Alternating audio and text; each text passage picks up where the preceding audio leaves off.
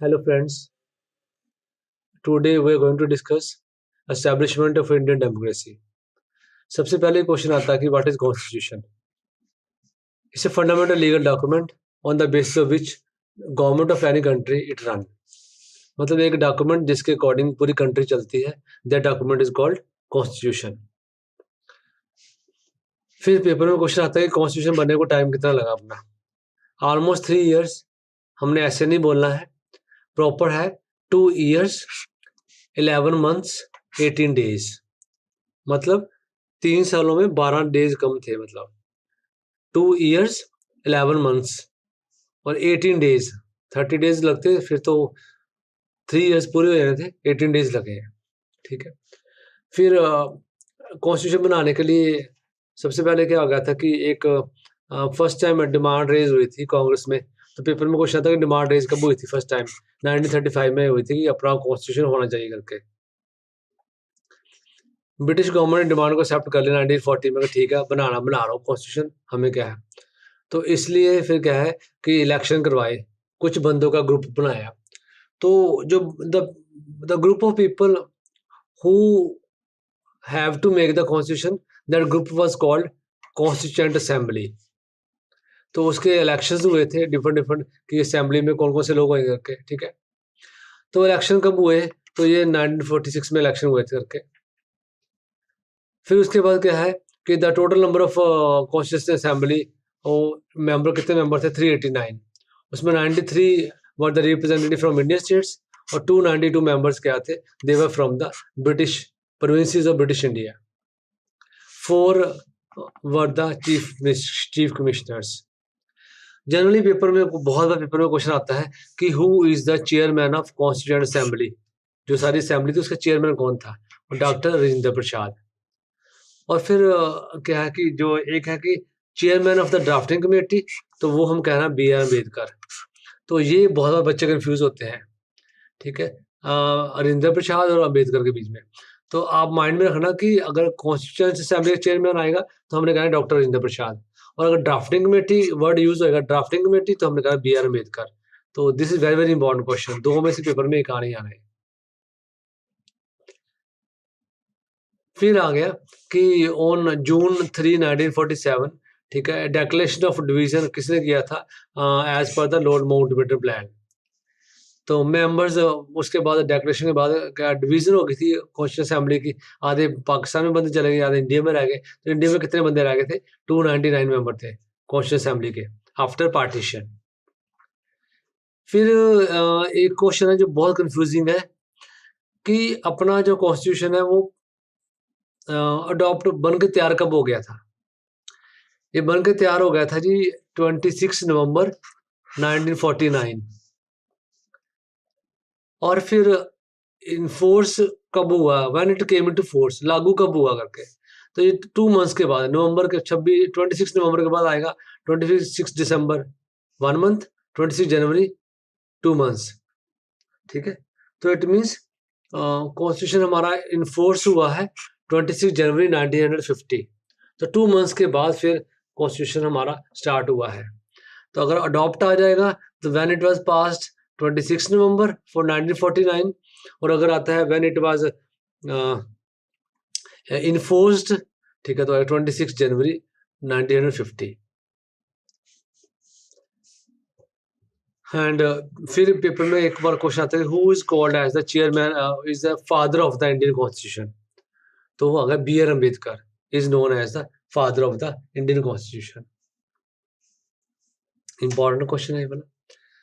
अब आ गया कि अपने जो फीचर्स, हमारे कॉन्स्टिट्यूशन के फीचर्स क्या है।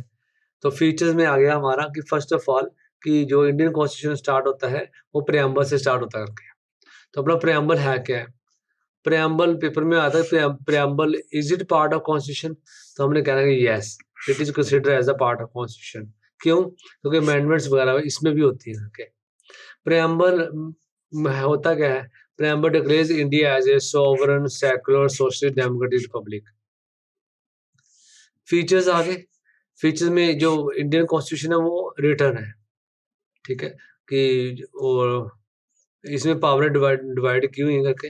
ठीक है। The written constitution is essential, क्यों, इसलिए है to avoid disputes between central states के बीच में झगड़े ना हो, इसलिए रिटन कॉन्स्टिट्यूशन होता है। Indian constitution is the largest constitution and most elaborated constitution in the world. अगर पेपर में आता है which is the most elaborated constitution, largest constitution, longest constitution, India का ही आ गया। शुरू में it was having 395 articles and 8 schedules. अब कितने हैं? अब 8 शेड्यूल नहीं, अब 12 शेड्यूल्स हैं। और जो 42nd अमेंडमेंट हुई थी, what is amendment? Change in the constitution. जब कोई कॉन्स्टिट्यूशन में चेंज आती है तो दैट इज कॉल्ड अमेंडमेंट। जो 42nd अमेंडमेंट हुई है ना, वो बड़ी इंपॉर्टेंट है। क्यों इंपॉर्टेंट है? कि उसमें आ गया, एक तो है कि amendment 2 new parts 4A and 14A they were added. और 42nd अमेंडमेंट क्या थी? तो एक किस्म में लगा लो कि सेकंड कॉन्स्टिट्यूशन ही था। आधा कॉन्स्टिट्यूशन पूरा चेंज करके उसमें बहुत चीजें ऐड कर दी है इसमें। न्यू लॉ बनाए हैं। अच्छा, फिर 10th शेड्यूल में क्या है कि गवर्नमेंट ने एक न्यू लॉ किया है, एंटी डिफेक्शन लॉ। अब डिफेक्शन क्या होती है? कि कभी-कभी क्या होता है कि नेता एक पार्टी छोड़ के दूसरी पार्टी में चले जाते हैं, है ना? ऐसे कोई लालच में, मिनिस्टर बनने का लालच में। तो गवर्नमेंट ने लॉ बनाया है कि एक पार्टी से चूज हो गए हो तो आप अभी दूसरी पार्टी में नहीं जा सकते हो। तो एंटी डिफेक्शन लॉ, ठीक है। तो ये आ गया कि just to improve the election system, ये एंटी डिफेक्शन लॉ बना है। फिर एक Panchayati Raj system, local government का सिस्टम है, उसको बहुत पावरें दी है, डिसेंट्रलाइजेशन किया है, पंचायती राज सिस्टम इंट्रोड्यूस किया करके, उसको एम्पावर किया करके। तो कब किया है? तो 73rd अमेंडमेंट कब हुई थी? 73rd अमेंडमेंट हुई थी to improve the Panchayati Raj system. And this amendment कब हुई है? 1992 में। ये वाली अमेंडमेंट हमने की है, पंचायती राज डिसेंट्रलाइजेशन की जो अमेंडमेंट हुई है 1992 में हुई है। फिर आ गया कि ये 74th अमेंडमेंट में क्या हुआ था? It was related to local self government in urban areas, municipalities के बारे में हुई थी। पेपर में क्वेश्चन आता है कि जो प्रेम्बल में के बीच में स्टार्टिंग में कौन से वर्ड थे जो नहीं थे, बाद में ऐड किए? तो स्टार्टिंग में सोशलिस्ट, सेक्युलर एंड इंटेग्रिटी, ये वर्ड नहीं थे, ये ऐड किए हैं 3 words. Repeating now, socialist, secular and integrity. These 3 new words were added in the constitution when in 42nd constitutional amendment.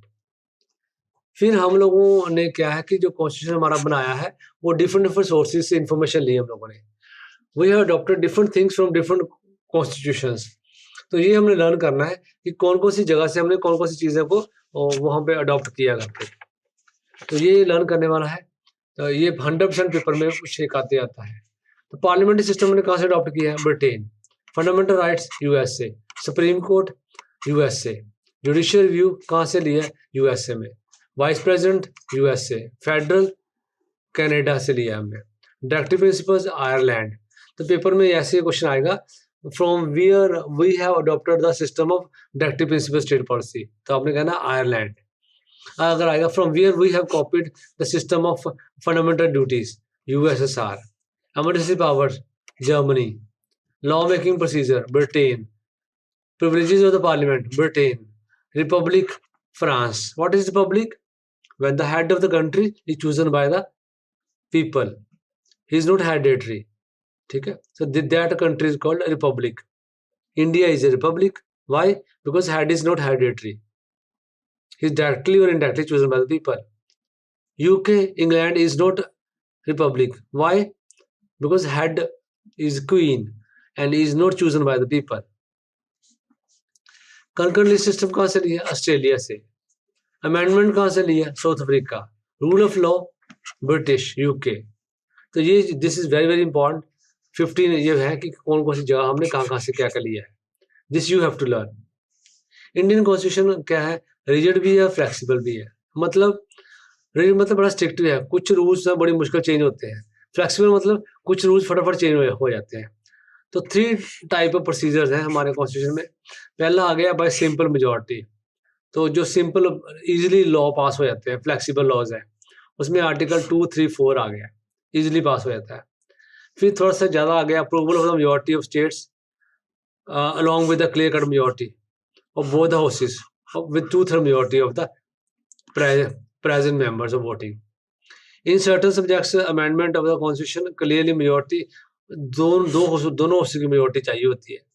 और जो थर्ड सिस्टम आ गया, clear cut majority of both the houses of parliament with 2/3 majority of the present members. तो ये 3 तरीके हैं, तो जहाँ पे जो है कॉन्स्टिट्यूशन चेंजेस होता है। This is all about. Thank you friends, thank you.